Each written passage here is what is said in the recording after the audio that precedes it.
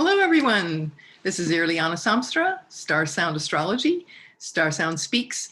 Welcome to episode 94 of the podcast and YouTube video. So, wow, episode 94. Yeah, already. So today I'm going to talk about two things. One is the upcoming full moon in Libra, and the other is the Aries Ingress. And what that means, astrological jargon, that's what we all know as the first day, well, in the Northern Hemisphere, the first day of spring, and the first day of fall if you're in the Southern Hemisphere.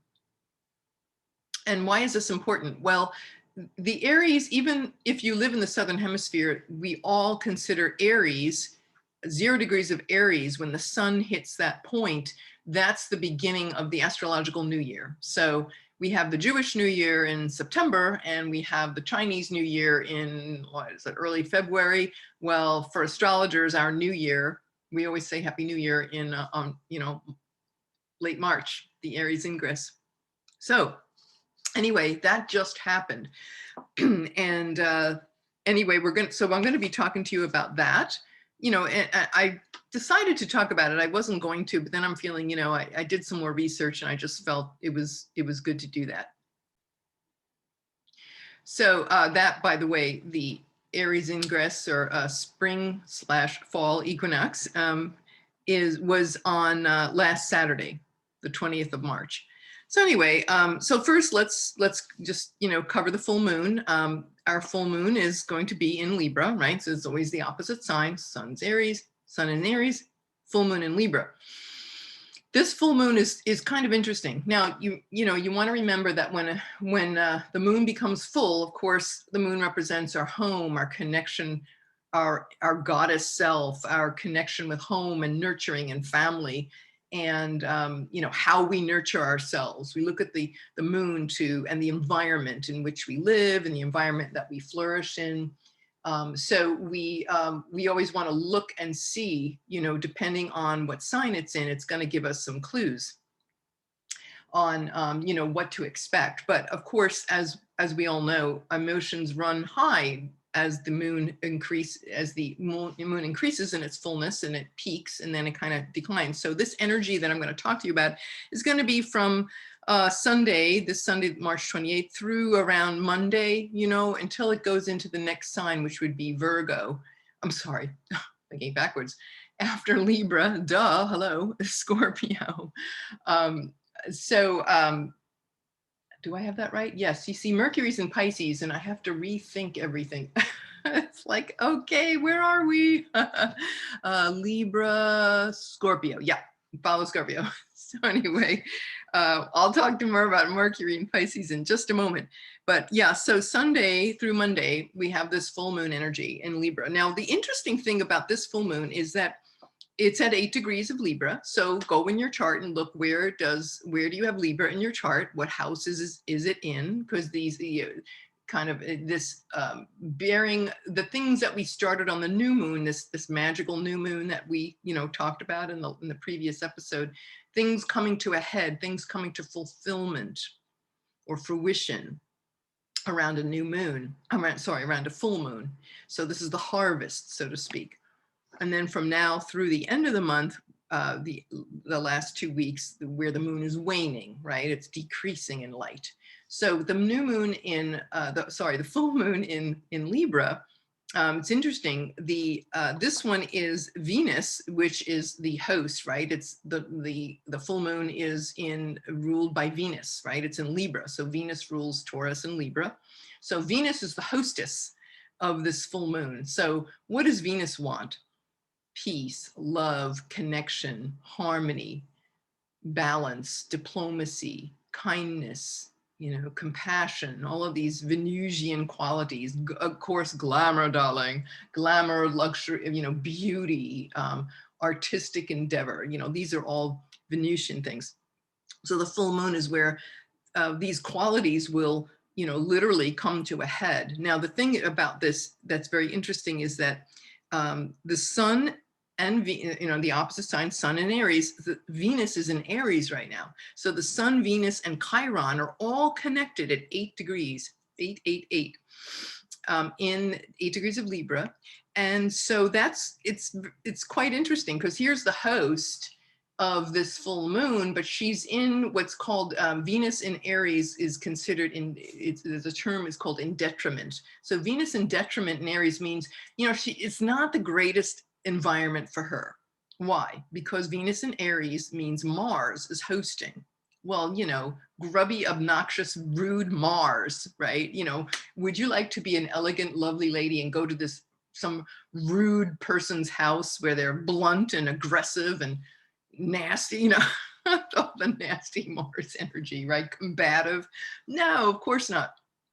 But we do need Mars, right? We need all of these aspects of ourselves, all of these archetypal, the archetypes live in all of us. And so Venus in Aries is like saying, okay, it's almost like, hey, this is an opportunity for us to find balance and peace. Mars is almost like saying, like, get off it, like, love yourself more, damn it, rough, and find that peace. And so she's also conjunct the sun. So it's a very sacred process when Venus, about every 9 months, comes into what's called Cazimi. So Venus is Cazimi, the sun, which means she's in the throne room of that sweaty, hot Mars, Aries sun. Right? She's getting all this double dose, and as she's trying to host the full moon, so this is, you talk about women multitasking, like, okay, this is a lot for her, right? So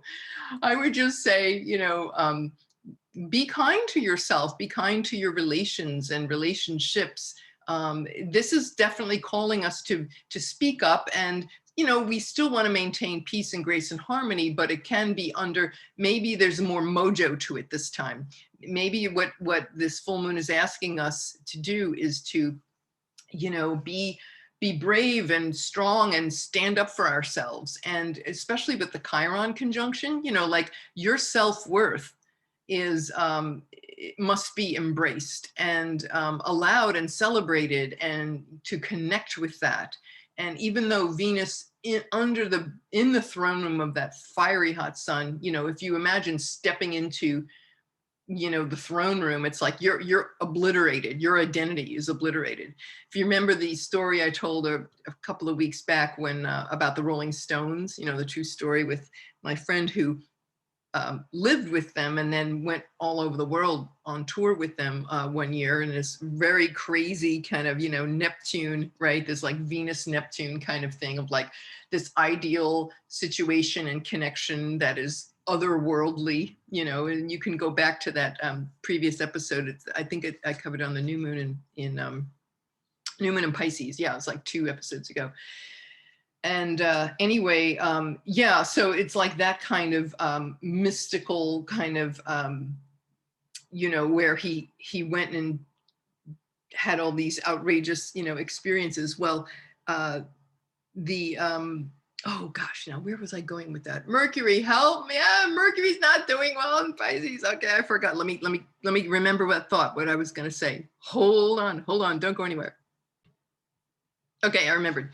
Yeah, so it's like that Venus in the throne room. It's like when my friend was walking down the hall to join them when he ran into Mick Jagger outside the hotel, and then he walked down the hall to the party that he was invited to. They were on tour and went to this, so there's this outrageous party in this outrageous, 5-star hotel, you can just imagine.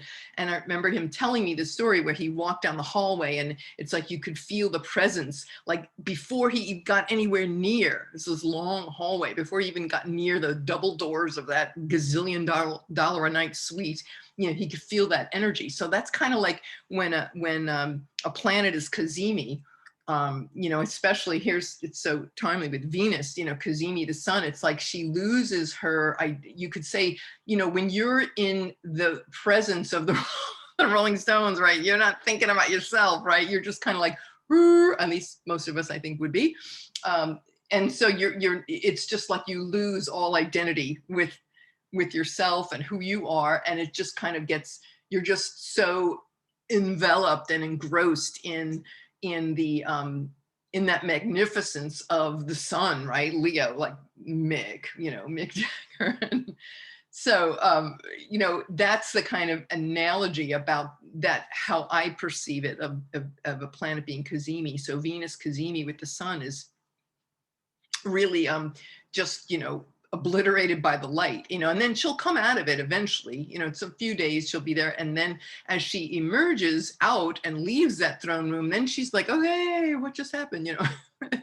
But she gets energized, and it's like an initiation process, when the planet enters the throne room of the sun and then gets burned up, so to speak. I want to think of it as identity gets burned, because you're in this divine light, and then you come out of it like, wow. So Venus is going to come out as evening star, and so it's an interesting process. I'm not going to talk further about the Venus into the cazimi, because that does happen habitually. It's just that the point I want to make is that it's just interesting that she's the hostess of the new moon. So the hostess of this full moon party is actually undergoing an initiation, pardon me while I get transformed and lose myself. Hey, drinks are over there, help yourself.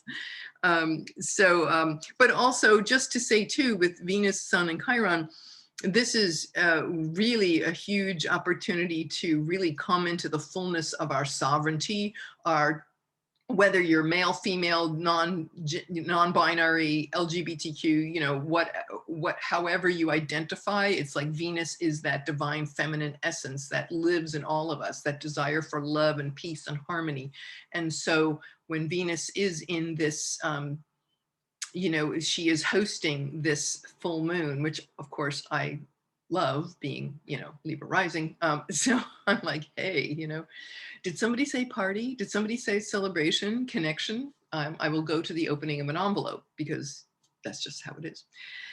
So anyway, the full moon can bring up, it might be that you get, it might bring up some feelings about self-worth and speaking up and being strong and standing up, but not being rude. I mean, it is Venus after all. I don't think she's ever going to get rude. She might speak up a little louder with Venus in Aries, and she'll be speaking bravely and courageously. That's the opportunity for us to speak bravely and courageously, but not to knock somebody over, to stand for ourselves as much as we stand and want to help others. So it's an interesting balance there. So that's kind of like our full moon thing. Yeah, like I wrote, what about me? Who's the boss? That's maybe what Venus is asking. And Mars is like, love yourself, damn it. So, grr, right? Okay. He means well, and he, we need that courage and bravery. Anyway, so Mercury, another part of this too, this full moon, is Mercury happens to be conjunct Neptune in Pisces. So if you remember, for the new moon, Venus was conjunct Neptune, right? Oh, there she is again, right? So we still have this kind of dreaminess available to us, and maybe things coming to a head. Maybe that merman that you fell in love with, 2 weeks ago at the new moon, maybe it's like, oh, guess what? Things coming to a head, things coming to fruition. Mercury conjunct Neptune in Pisces, like I was saying earlier, sometimes words can be confusing, or we can lose our thoughts, in a fog, like when I just showed you how I just blanked out. So it can also be that messages are unclear, and not in a good way. It could be deceptive, so we want to watch, not fooling ourselves or others, or candy coated, or where it's, rose-colored glasses. So you will want to, be aware of that. I would say too, it's really great with dreaming. I mean, I have had, since this new moon, I've had outrageous dreams every night, sometimes more than one. I had another one this morning, and I just journal them. As soon as I wake up, I keep a little book by my side with a pencil. It's good for a pencil, because if you lay on your back, if you want to remember, don't run to the bathroom, don't feed the pets, just write down that thing, because you know how fast that can go. So, write down those things, because we really do get outrageous messages. As a matter of fact, the message I got this morning in this dream, I was definitely Venus talking to me, Venus for sure, and Mars. And it was, you know, I met up with somebody that I know in this dream state, and I was visiting him, and he was staying in this place where there was people down the hall, and he was kind of like the manager of this hotel in the dream. And he walked down the hall and he said hello to his friends, and then his friends walked back with him, and we introduced each other. And I just think about social and connection, and it was this woman in particular. So it was interesting how Venus talks, and I felt myself feeling very kind and loving to this person, and very to my friend who I was visiting, and this guy, and then this woman. She had this dog. She had this huge, you know, like a, what's it, Great Dane, you know, with a, and he had this giant head. I just remember seeing the size of his head was huge. It was like this big. I didn't really see so much about his body, but I was just so taken with his head. And he was this nice dog, but I immediately freaked out and got scared, and I kind of backed off. When I was a kid, when I was 5 years old, I was actually attacked and was bitten by 2 dogs. They were kind of like Doberman Pinscher type dogs at 5 years old, which was extremely traumatic, as you could imagine. So maybe this was just a revisiting of some old fears and trauma about connection.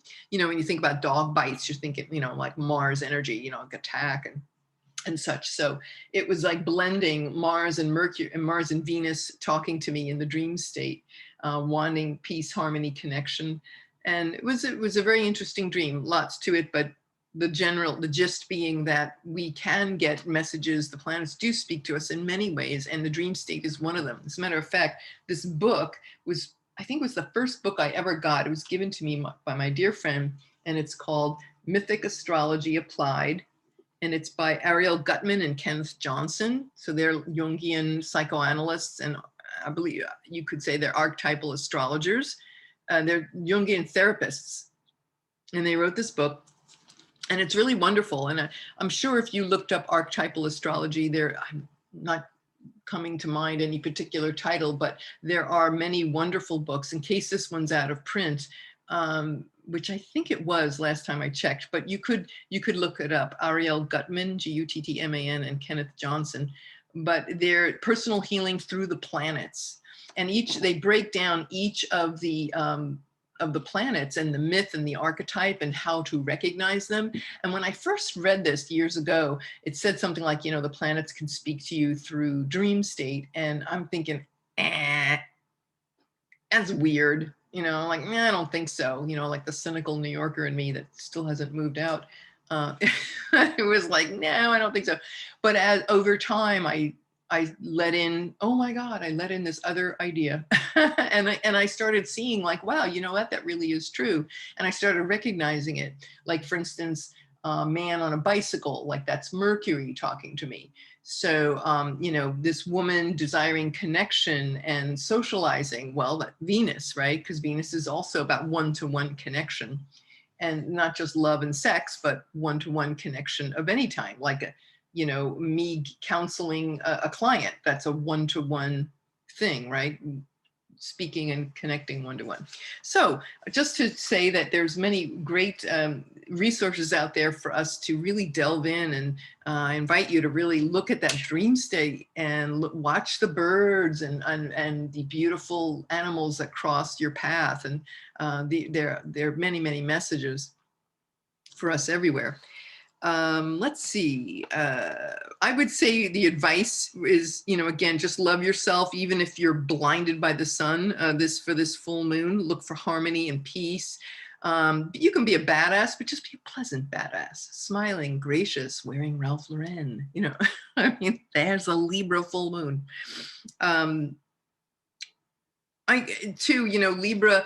Venus rules sweets. So, you know, there's this conflict. Should I binge? No, try not to binge. It's very easy on a full moon, especially a full moon in Libra. Like, I just want to just scarf down every chocolate chip cookie in existence or something. So, you know, again, try not to do that. Balance, right? All things in moderation. But sweet, I would say, you know, offer sweets to yourself, not just food sweets, but what is sweet? What is kindness? Things that you can do for yourself to celebrate yourself, to bring yourself into harmony and connection. Um, you know, Libra rules the adrenals. So you might be finding, you know, especially at a time of full moon, we might have our adrenals stressed out. So, you know, easy on the caffeine, which can really do a number on your adrenals. Maca root powder, ashwagandha powder. I love taking those things. I mean, I'm not a doctor, I'm not here to diagnose you, but I do know that there are many wonderful herbal remedies that they're out there to learn about and explore, you know, that are maybe caffeine alternatives. So just to, again, not to stress out, drinking lots of water is always great for adrenals, getting good night's sleep, resting, you know, this sweetness of that full moon, allow ourselves to celebrate our life and loving ourselves, doing good things for ourselves. Let's see, Mars conjunct the North Node for this full moon, and it's squaring Mercury in Neptune. So, you know, again, it would be like watch to speak passionately, but not to beat up. So don't do war of the words, right? You know, just be aware that there's an energy, can very well be impatient with words or language or connection. So again, just go with the flow. Let's see if there's anything else. Be brave, play nice, be patient, right? Moon, Mars, and Saturn are all in a trine, a very, very pleasant, connective. Trines have the energy of Jupiter, so it's abundance. It's about an easy connection and a beneficent, lovely connection between all three. So the best qualities: nurturing ourselves, standing up for ourselves, being patient and wise. You know, all of these planets, all for this full moon in a trine, all of those very nice. Okay, that's it for the full moon. On to the Aries equinox. So let's have a look. Okay, the Aries equinox, or spring equinox in the north. I pulled a chart for Washington, D.C., and this is a very interesting chart. So the thing is that every season you can always pull a chart at the beginning of any season: spring, summer, fall, winter. You know, you get the hour and the minute, and you can see, you know, whether it's in your own life or your country that you live in, or any country that you want to check. You can look at it that way, and you'll get like a sense of what's coming for that particular, you know, next 3 months. But with the Aries in equinox, that's an entire, it's a birthday chart. It's like, this is the entire year at a glance, a year at a glance forecast. So it's important that we look at this, and it gives us a flavor around what we can expect, the kind of energies at play. So the, of course, Saturn and Uranus in a square this year is, you know, the big deal, as I've shared many times.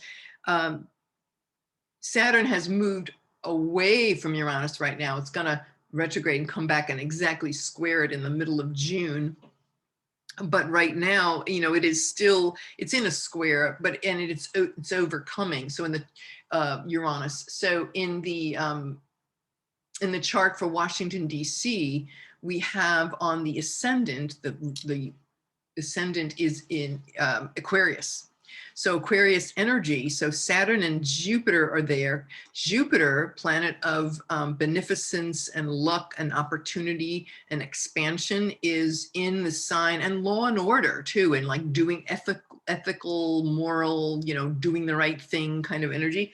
That's in, that's conjunct the ascendant. It's lined up with the ascendant. So there's a lot of mojo Jupiterian energy associated with change, with progress. Why? Because it's in Aquarius.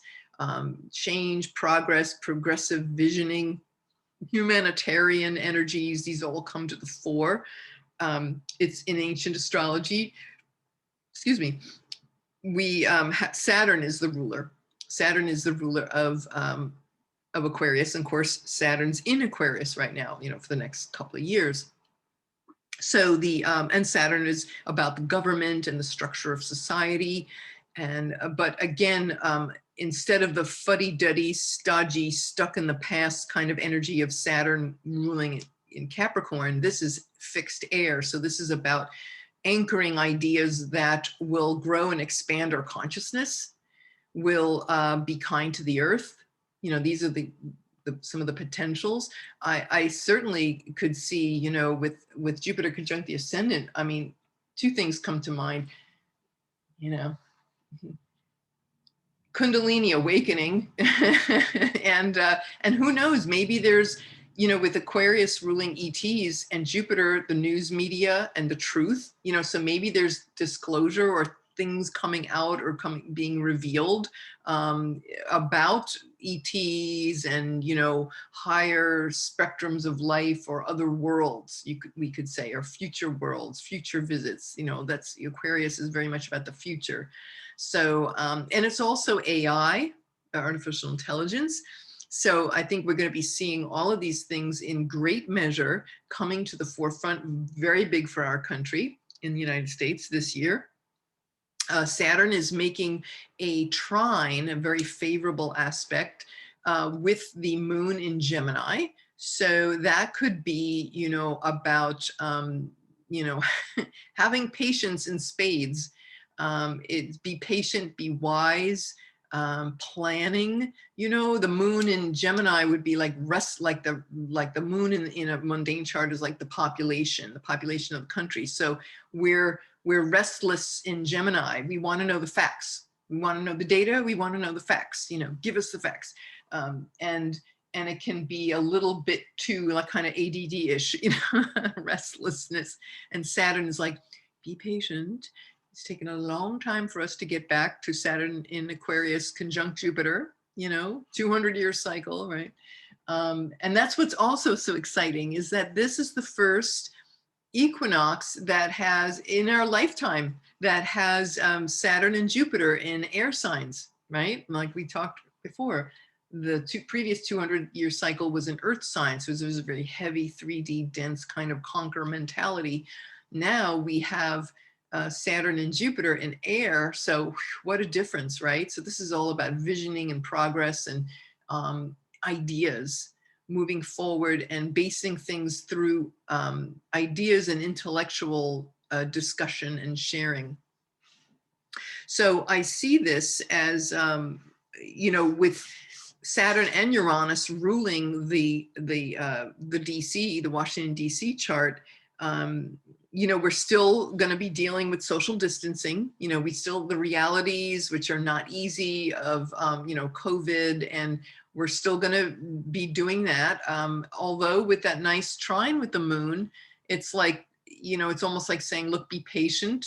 Yes, yes, everybody wants to reconnect. I'm using whole sign houses for the Aries Ingress chart, and the moon is in the 5th house of Washington. So the population, we want to play, you know, we want to go outside and connect with people and network and move around our neighborhoods and, you know, go to the Disney World, I don't know, whatever, you know, we want to play, 5th house. We want to be like big kids, you know, and get out there and go all over the place. And Saturn is like, okay, that's nice, but let's be smart about this, you know. And so wearing a mask, you know, things like that, as social distancing, we still want to keep that until we get this really under control. Be patient, be wise, you know, there are long-term changes underfoot. So we have to, you know, when you see I remember when I lived in New York, it was like, you'd see a skyscraper or you'd see some place of business was undergoing a renovation. It'll say a new and better such and such, you know, business is coming to, you know, please be patient. A new and better, whatever diner, whatever is on its way. So we put up a little messiness for a while because this is just, there's this big healing taking place, you know. It's interesting about, yes, and when you think about like Pluto is in 26 degrees of Capricorn, and that is talk about you know, a whole new regeneration of society. It was at 26 degrees of Capricorn when the American Revolution started, right? So we are in our Pluto return, the United States. It happens every 248 years. So none of us have been around that long to see what this looks like, but we're in the throes of it now. And it will perfect in another, what, or is it 2022? I think a year from now, it'll be exactly at that degree and minute of, and then into 2023 of where it was for the Declaration of Independence. So again, it's this idea of breaking free of a society that no longer, you know, with the British crown, being greedy, not being in step with the times, not honoring the rise of in consciousness of democracy and fairness and such. And so overthrowing that old order, moving beyond that and declaring a new way of being. And so we are, you know, seeing it differently now. So anyway, I just wanted to bring that up because, you know, revolutions can happen in many ways. The biggest revolution is not what you know, somebody on the street, you know, although that is a piece of it, that's external. Of course, the real revolution is from within. It's the transformation of our consciousness. And that is what we're being called to do at this time. So, so that it doesn't look like the past, or it doesn't have to look like the past. Speaking of the past, I will say that the very interesting thing here is Mercury is in the Aries Ingress chart, the planet Mercury, which rules communications and such, and youth and you know, the education system. It is squaring Mars. So Mercury's in an overcoming square to Mars. So there, Mercury in Pisces can give us some very, you know, it's muddy water. Mercury doesn't do well in Pisces. Mercury is exalted in Virgo, but it's detriment in Pisces. It doesn't like that wishy-washiness. It's like, it likes to be busy and it likes to have facts and data, you know, logical mind, thinking and mind processing. Well, Mercury in Pisces is like, whoa, chill, dude. It's kind of like in, what was that, Finding Nemo, you know, that scene with all the turtles that are like cruising the oceans. They're like, hey man, you know, like hang out with us and, you know, just take it easy. You know, it's that kind of, Mercury doesn't like that. It's like, no, I got to get to somewhere. I don't want to cruise. It's like, okay, well, guess what? We're dealing with this right now for this year. What that might look like. Two things come to mind. You know, Pisces rules the, one of the things it rules is, you know, well, truth, justice, and you think about Jupiter being its ruler.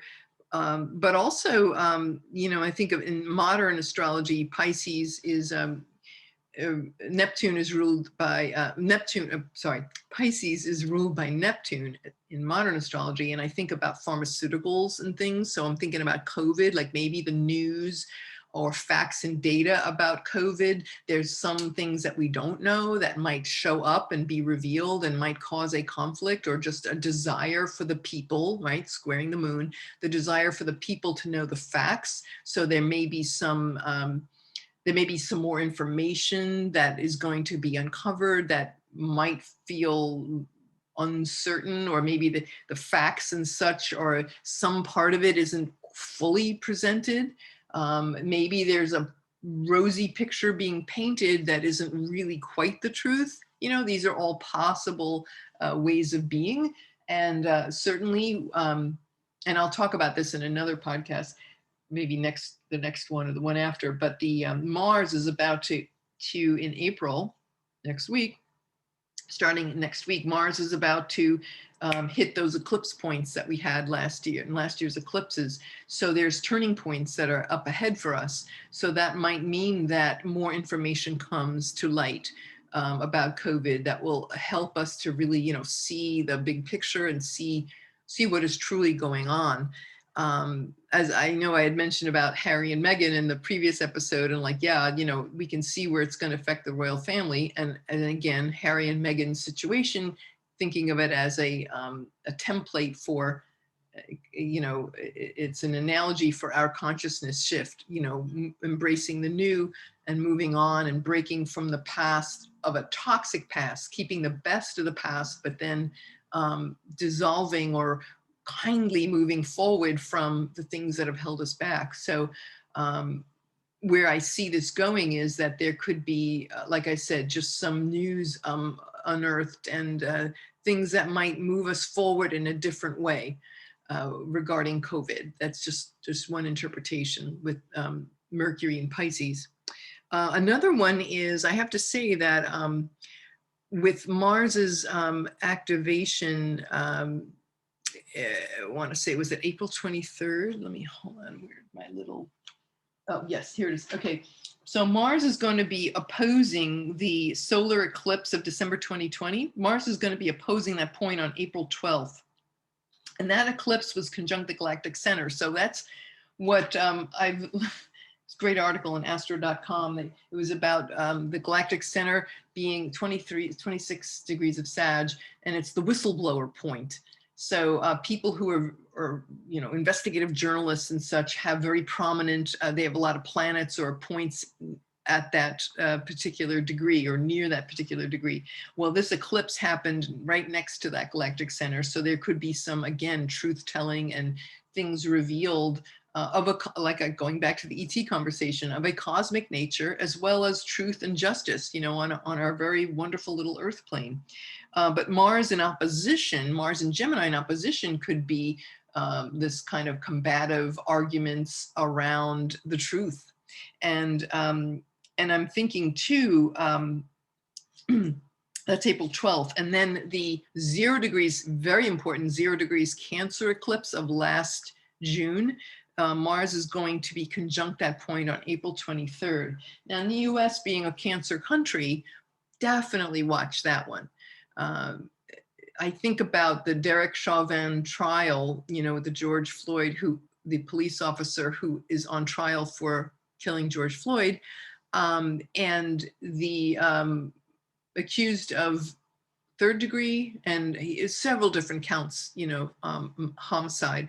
And anyway, I just think about that, and they're saying that the trial, I think the trial is supposed to start Monday, and it's supposed to last for like 4 to 6 weeks. So I'm wondering if maybe when Mars comes along to activate those points, we could be seeing some turning point there. Interestingly enough, when Saturn was last in Aquarius, that's when we had the Rodney King and the LA riots. So I'm certainly not in any way programming anything like that. And let's just hope for the best.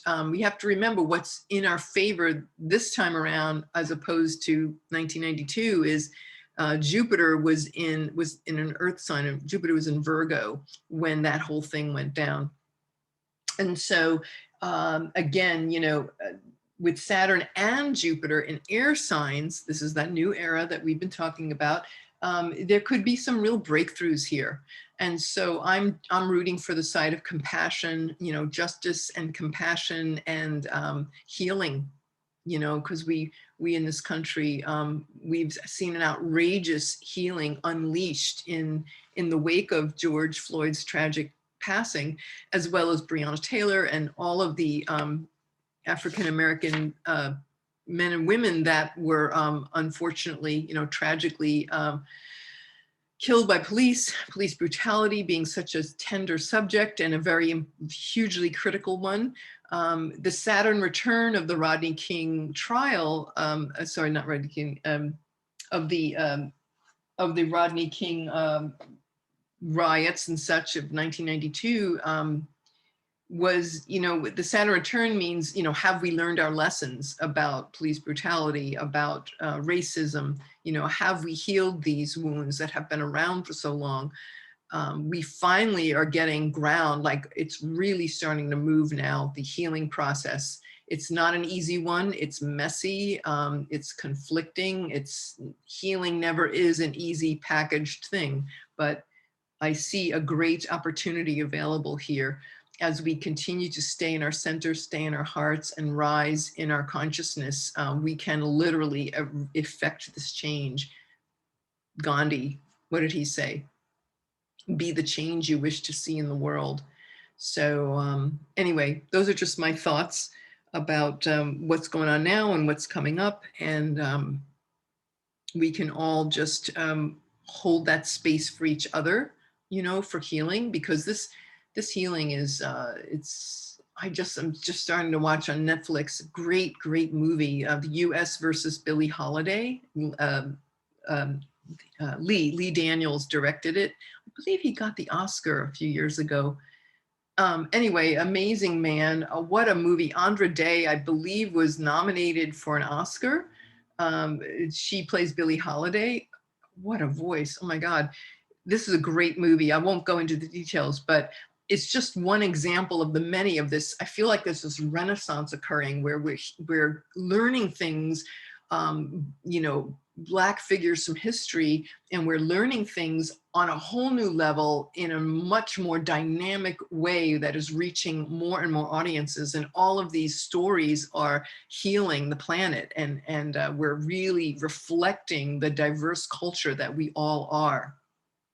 So I'm very excited about that. And whatever happens with like the Derek Chauvin trial, you know, we have to know that the change is still occurring.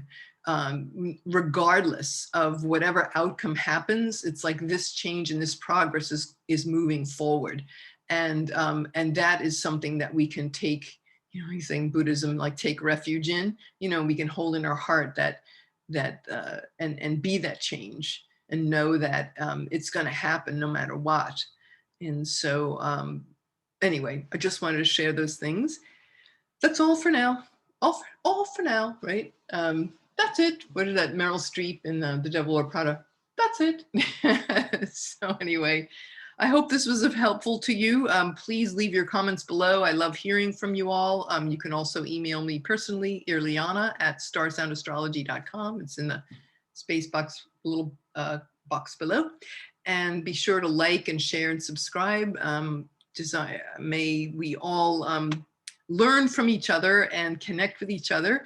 My wish is always for all of you is that we are all blessed and uplifted, and hopefully this conversation has been of value to you, and it's always with my heart in it to intend just the best for you and for all of us. Whoever may listen, may they all be blessed, and may you all of us be blessed and uplifted by each other's light. So, okay, that's all for now. Episode 94, woot. This is Ben, and StarSound Speaks, Irlianna Samsara, signing off for now, and we'll see you soon. Okay, bye for now. Namaste.